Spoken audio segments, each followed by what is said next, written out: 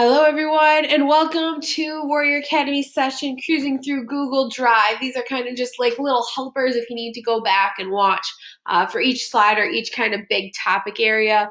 Of course, this is going to be recorded when it's presented at the Warrior Teaching Academy as well, but these are just like quicker little videos if you need to go back for just a quick review instead of the whole big video. So what we're looking at is the Google Drive and like how to organize your Google Drive, how to find things easier in your Google Drive. So things that this is really hitting at for our district, though, is that we'll provide professional development for staff that increases learning for all students.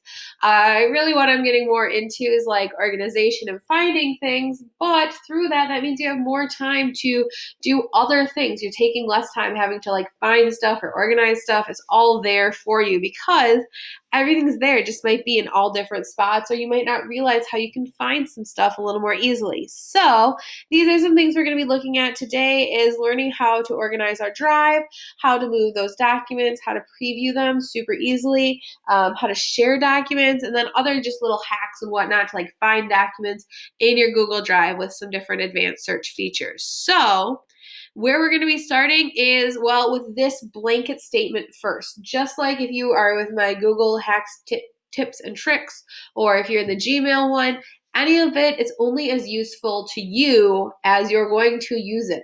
If this is not useful to you, or this is not how you want to use something, then it's probably not going to be all that great for you. So do things that are practical for you. If something is not practical that I have set up, then don't do it. Or if you see something that you want to do more than what I'm suggesting, go for it. Now you've just got some tools or maybe some inspiration to do that. So organizing your drive is only as good as it is useful to you.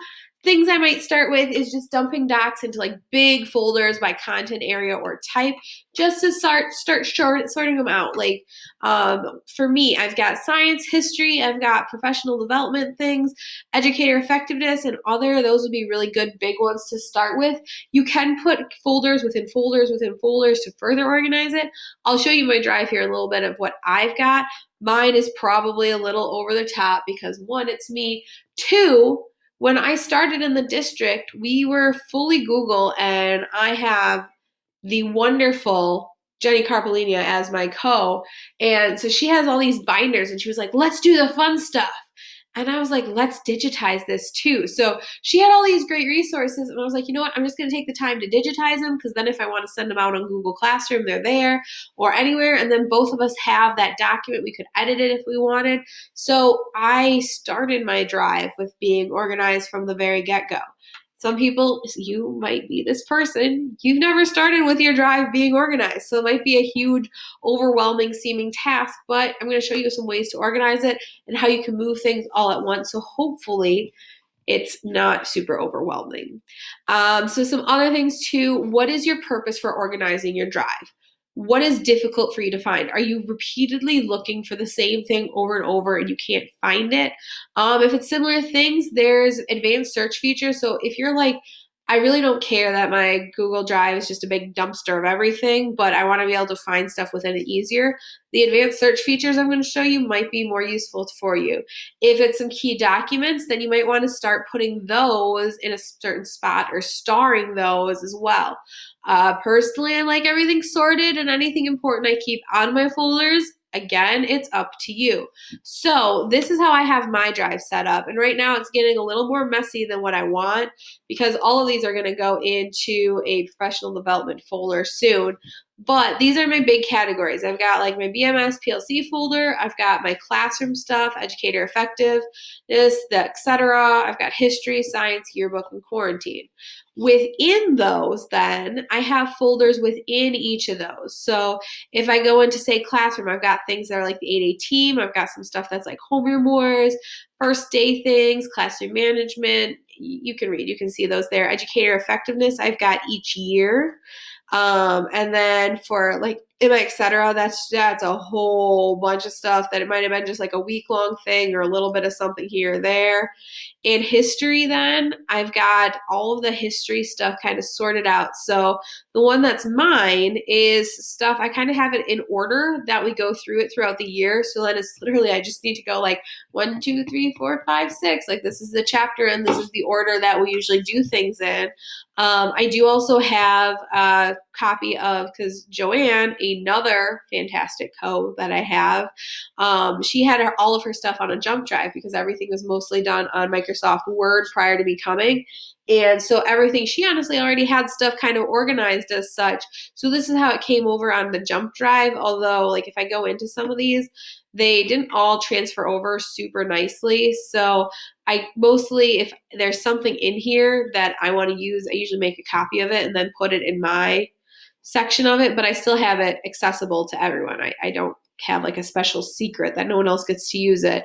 All of the stuff I have, I share with all my co's. So then science, this is where I've got everything super laid out for myself and also Jenny to go into. I mean, Jenny does not need a roadmap, but I do. So that's why I've got it here. And if it's useful to her, well, at least I'm helping her with something because she's been awesome helping me.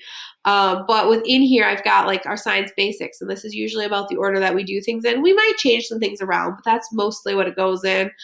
Forces in motion, then we've got like rockets. We've got a few different subheadings within. So within each of those subheadings, then I've got everything kind of in order. And I realize as you're looking at this, you're probably like, oh my gosh, you're crazy. Well, I might be, but it's how I have it organized. It's useful to me.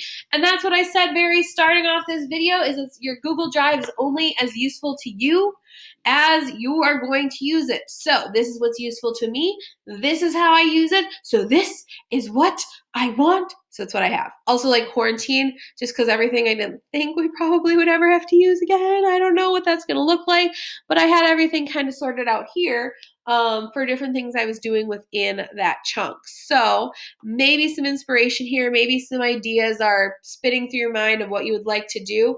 You just need to do what makes most sense to you. Because if going in and having your science and then your motion and force or your forces and motion unit and then having everything in order within each of those units is too much for you, don't do it.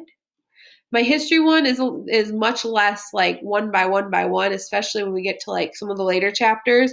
I just kind of have one big, it's like, this is all stuff that goes with chapter 8 and it's all right there. So it's what's going to make sense for you. With that, I am going to end this chunk of video and we're going to go on to the next one. If you want to join me, how do we make these folders? So see you there.